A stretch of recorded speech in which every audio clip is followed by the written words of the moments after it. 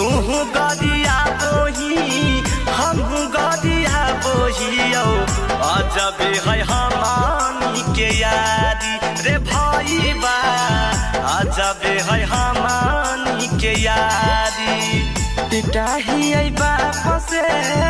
रोजे रोजे थाप से सुनो ही ये घरे रोजगारी हे भाई बारे सुनो ही ये काटल काटल गारी मछली सुबह कहाँ धैनी बे बिहकी राहुल यानी नहंद नवीन आशीष सिखाना ले आवही अपने भी पियोही हमारो पिया बोही अपने भी पियोही हमारो पिया बोही